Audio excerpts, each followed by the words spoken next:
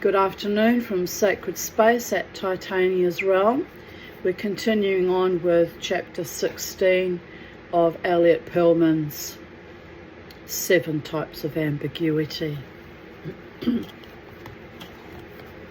I put on my jacket. It was about 8 o'clock at night when I got into the car, feeling suddenly and quite wrongly like I had nothing to lose. Anna probably thought I was driving to the local police station. I don't know what she thought. I didn't particularly know what I was thinking either, but I straightened my tie when I stopped the car outside the ivy-covered walled city that was Donald Shear's Toorak house. I took a deep salesman's breath.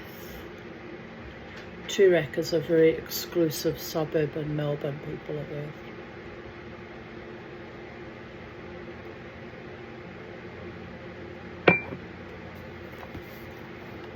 Will he offer me a drink? I needed one. All those manicured shrubs and stepping stones, ascending quasi-ancient pillars of rock off to the side of the stepping stones, all from some place Jesus never reached. They did their job on me as I waited, first to finally press the doorbell and then for someone to open it. The security camera was perched high in the corner above the doorway and to the right of one of the 2 Roman columns that guarded the front door. Who was it that looked down at me on a screen? Were Elizabeth and Donald Shear in the same room? Were they watching television? What programs did Donald Shear watch? Were they home? A middle-aged foreign woman, I assumed to be a housekeeper, opened the door. When she had trouble repeating my name, I reached into my wallet and gave her my card. She read it slowly, mouthing the consonants of my surname incorrectly, almost in a whisper. Geragti? For Mr. Shear? Yes, that's right, I said, trying to hide my lack of patience, my exasperation, my nervousness. I was still saying it when she closed the front door. Just want to lean back in my chair a little bit, people of Earth.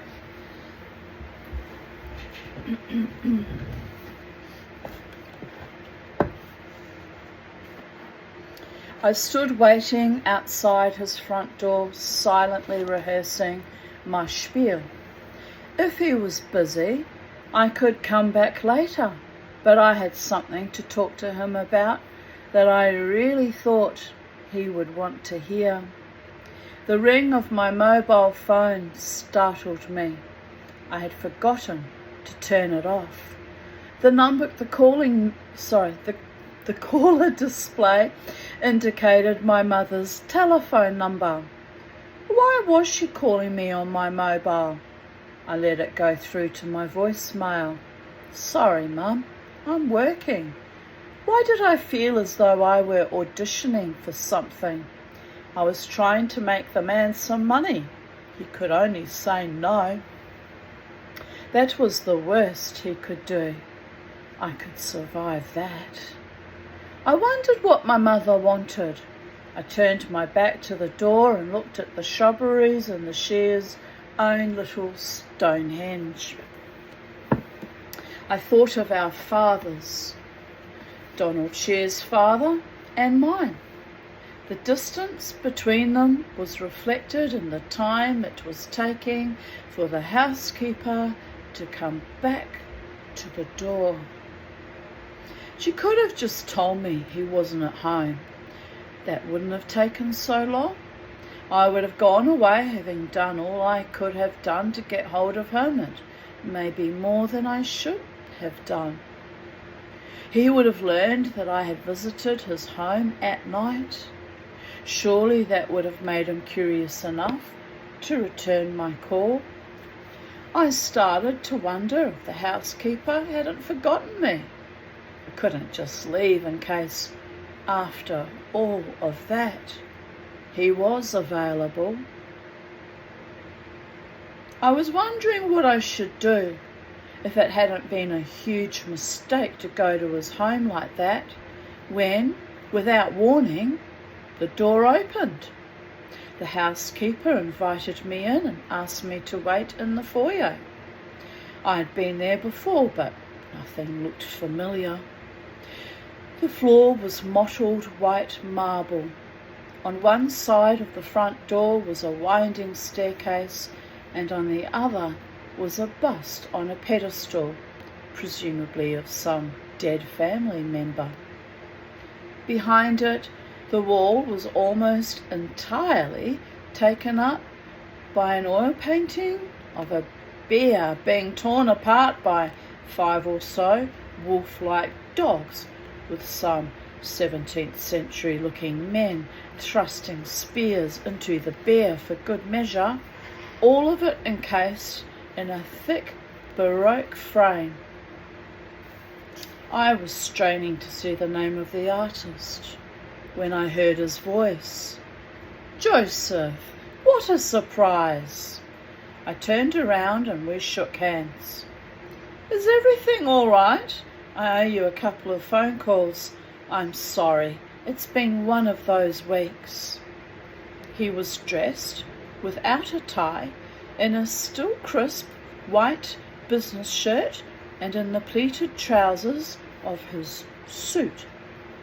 He led me to his study, all wood panels, leather chairs, plaques of his achievements and donations, telecommunications equipment in neat formations on the mahogany desk, and on the wall another painting depicting the dismemberment of a large furry mammal somewhere in Europe. He pushed a panel in the wall to reveal a well-stocked mirrored bar. As he poured us both a drink, I looked at him and tried to calm myself. We mostly spoke over the phone. His hair had more silver grey in it than I remembered, but it was, as usual, perfectly shaped above his collar at the back of his neck and around his ears. He looked like he never sweated, never shouted, and had never met anyone resembling my father or mother.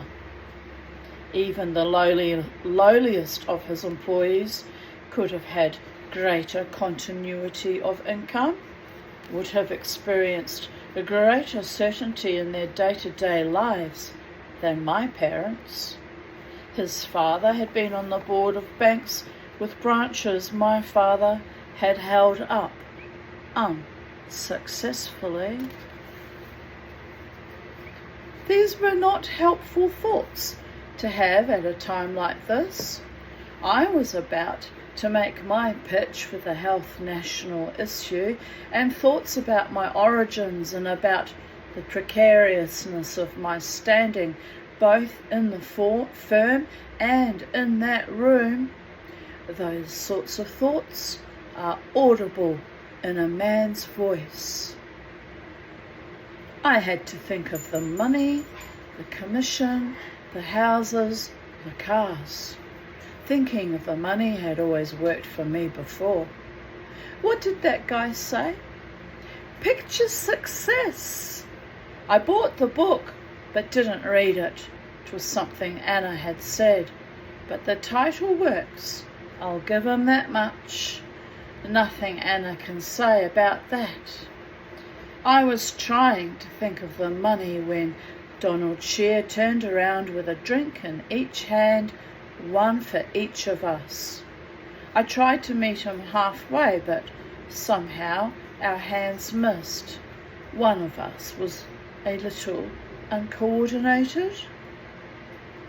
I'm sorry to barge in on you like this, but when you hear me out, I think you'd agree that it's pretty important. That wasn't your son, was it, Joe? Yes, it was. Oh, I'm sorry. That is awful. Is he all right? Yes, he's fine, thanks. And your wife, Hannah, is it? Anna, she's fine. That must have been terrible for you. The paper said they've caught the guy. Yes, this isn't terrible business. Yes, but that's not why I had to see you. No? He seemed to stiffen.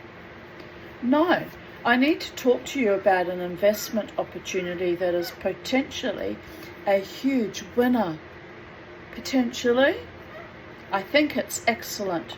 If it wasn't, I wouldn't have been stalking you like this. He laughed. Just a little, but he laughed.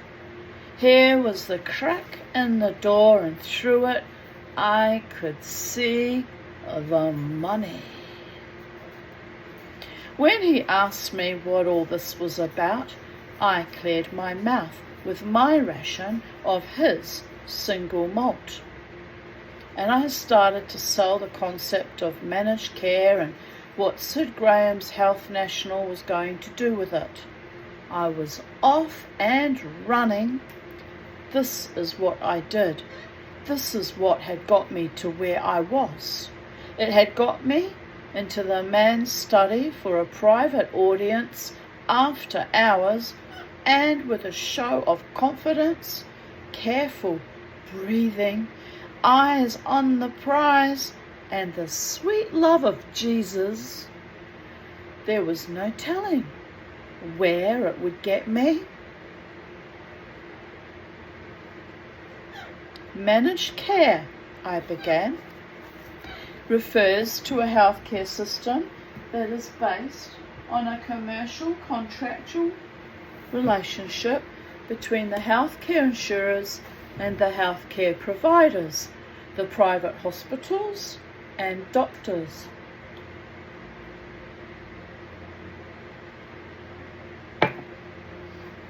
I explained its commercial attractiveness. How? By allowing control of available services, it reduces costs sufficiently to transform the provision of healthcare into a profitable industry. Mr. Turkey wouldn't say no. Wouldn't take no for an answer, I mean. He was still listening. I continued.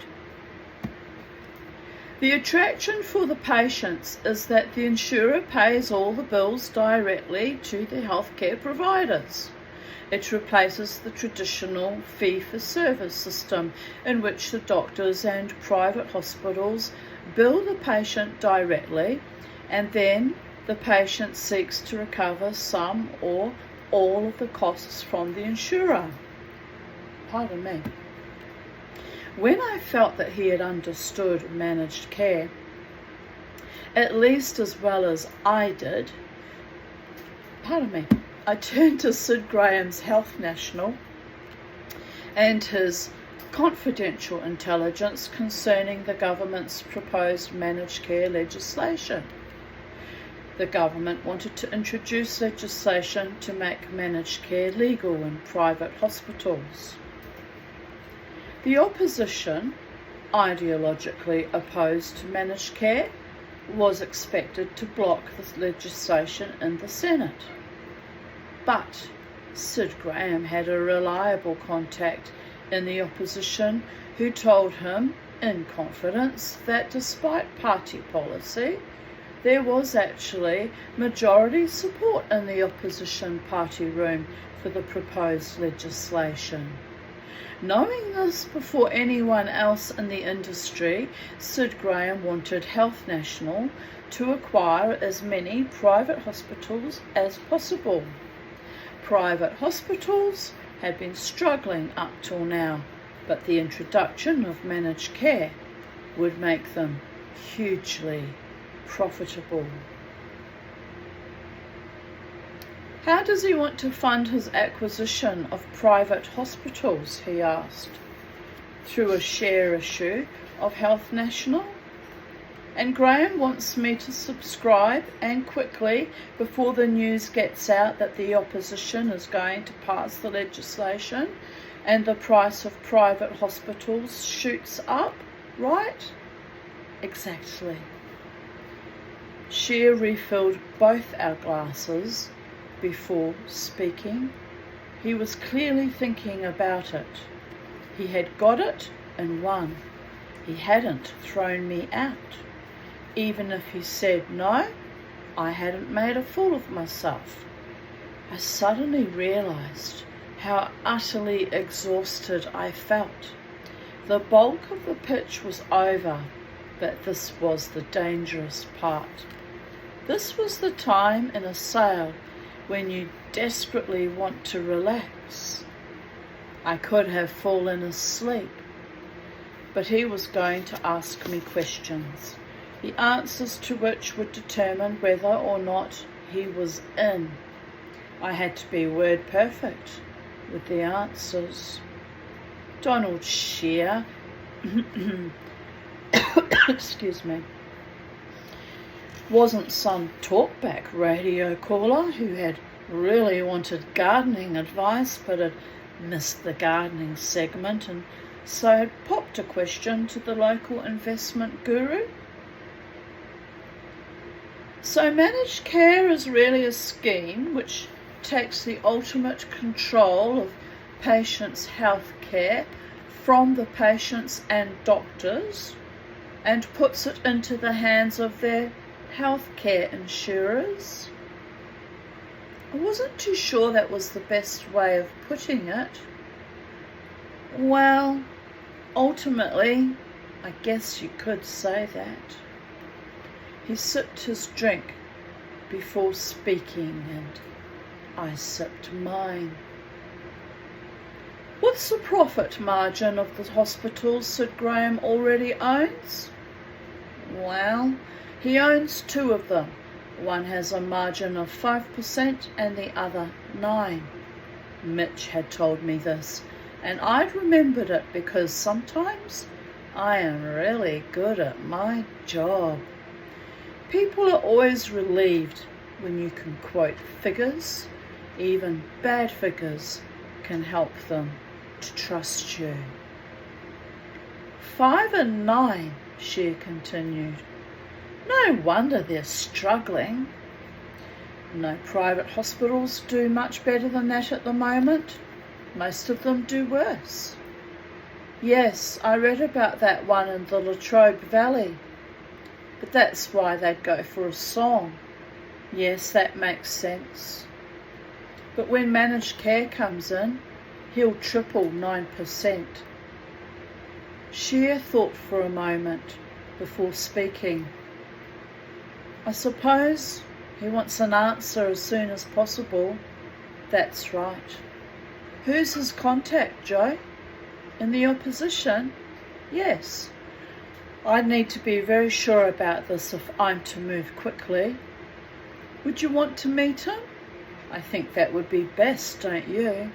No question. That's wise. Who is it? I didn't know who it was. Mitch hadn't told me that. I didn't know if he knew. Sid Graham hadn't deigned to tell me, and I had not thought to ask. Would this sink everything? Put a spin on the truth? Sid hasn't told me, but he said he'd tell you if you're interested in going into this. He said that, did he? Yes. He hadn't. He might be a cowboy, but he's smart. I'll give him that. Thank you, Donald. I wanted to sleep more than anything in the world. I would have given all his money to be able to lie down with my feet under the bleeding 17th century European mammal and my head under his desk. Tell Graham I want a meeting with his contact as soon as possible. Sure. Gorman is happy to underwrite this? Yes, absolutely, I told him. The words came out of me like projectile vomit. It was not a matter of thinking about it. We both heard me say it at the same time. He had thought to ask me the question, but no thought went into the answer. I had no idea how Gorman felt about this. We had not spoken about it, nor had Mitch spoken about Gorman since Mitch had first broached the Sid Graham matter with me. Had I just lied to Donald Shear? I didn't know yet. What proportion of the private hospital market does Graham anticipate he can own? Between 50 and 60%. Thank Mitch again. Joe, if Graham's contact is reliable and Gorman is willing to underwrite it, you can tell Sid Graham I'm in. I was getting there. I was almost there.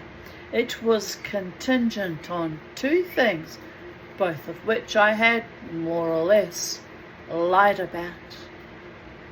Firstly, Gorman and the firm's risk committee had to agree to underwrite the share issue. Secondly, Sid Graham had to agree to divulge to Shear the identity of his contact, who then had to agree to a meeting with Shear as soon as possible. My mobile phone rang again. This time I turned it off without first checking the identity of the caller. I was not yet out of the door, and I wasn't taking any calls. Donald Shear was thanking me for bringing the matter to his attention and apologising for not having got back to me sooner. In addition to my exhaustion, I had started to experience terrible gripes in my lower abdomen. I could hear this inner turmoil and was certain that Shear could as well. Worse than this, I was worried I was going to lose control. It occurred to me to ask him where the toilet was, but that seemed a bit crass. As I struggled to remain continent and coherent, I jettisoned completely the idea of unburdening myself in Donald Shear's home. The way I was feeling, even a fleeting moment alone on one of his thrones was bound to linger longer in his consciousness than my mini tutorial on managed care. And who was to say it would be fleeting? But the contractions were becoming more frequent. I had to get out of there. Oh, Joe, I'm so sorry about your dinner party. No, that's fine. Have your girl call my office and we'll reschedule. I'm afraid I hadn't expected to need to be in Zurich. Surely he wasn't serious in my parlous condition. For a moment I took his expression, my girl, to mean Anna, and the thought of her response to being described that way almost made me lose it all in a convulsive avoidance over the white marble. But then, as yet another spasm subsided somewhere below my navel, I realised that he meant my secretary. He would not have known that I did not have a secretary, just a telephone and a screen in a workstation that was fixed yet movable. Laughing boy Laffenden knew all about it. I had started to sweat before we shook hands, and I shall be back with chapter 17. Bye for now, people of Earth.